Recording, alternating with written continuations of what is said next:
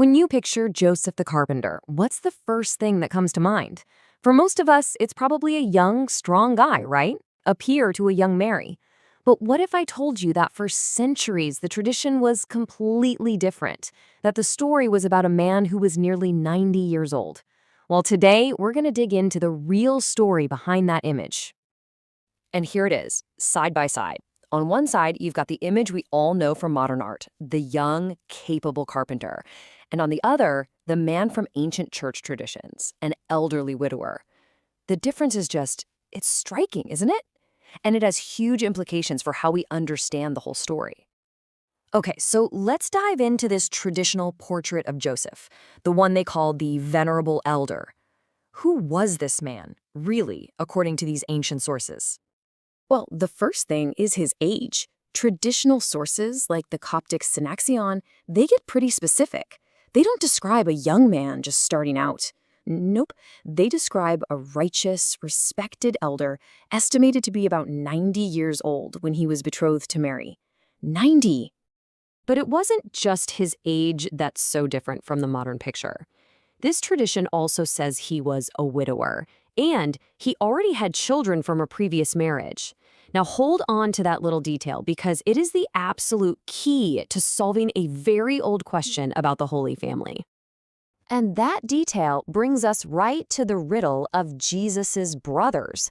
Because as soon as you see Joseph as an elderly guardian instead of a young husband, this whole question gets viewed in a totally different light. You know the question, right? It comes up all the time. The Gospels clearly mention the brothers of Jesus. So, if Mary remained a virgin her whole life, who in the world were these guys? Well, the answer really starts with the language itself. The word for brother back then in Aramaic and Hebrew, the word ach, it just wasn't as specific as our word brother is today. It was more of a catch-all term for any close male relative.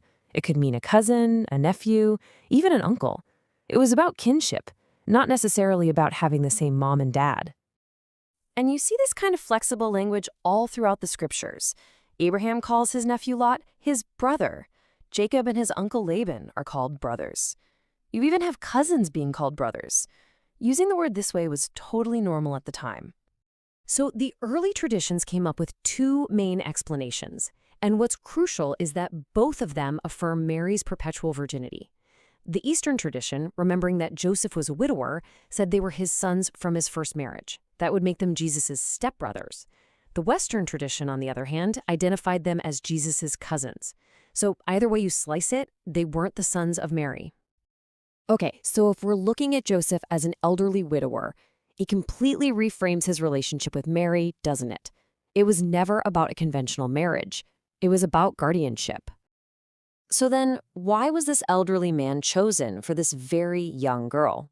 The tradition is crystal clear on this. He was chosen to be a guardian. His role was to care for and, most importantly, protect Mary, who had been consecrated to God her whole life. And here's the story of how this whole sacred arrangement came about. So Mary was consecrated to service in the temple, but when she got to a certain age, she couldn't stay there anymore. This created a dilemma. The priest needed to find a righteous man to be her guardian, and tradition says that a sign from God, a dove landing on Joseph's staff, marked him as the one.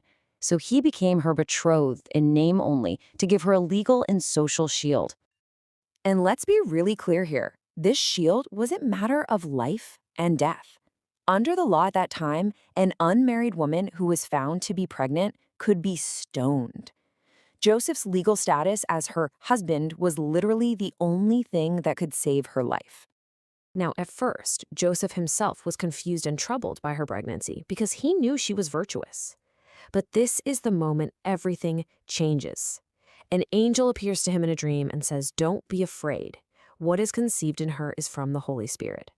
From that moment on, Joseph fully embraces his role. He becomes the humble servant and protector of this incredible divine mystery. So, if this tradition of an elderly Joseph is so ancient and so theologically rich, why do we almost exclusively see the younger version today? Well, this brings us to a really fascinating clash: art versus tradition. Just look at the difference here. On the one hand, ancient Coptic and Byzantine icons are incredibly consistent. They always show Joseph as a wise, white-haired elder, a guardian.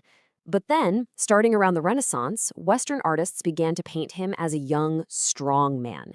This new image was all about presenting an ideal husband and making the Holy Family look more like a typical family unit. Something more relatable to people at the time. And all of this leaves us with a really powerful question to think about. The image of the young Joseph has become so dominant that this ancient tradition of the wise elderly protector is now a total surprise to most people. It just makes you wonder, to what extent do the images we see all around us actually shape and maybe even change the very stories we think we know?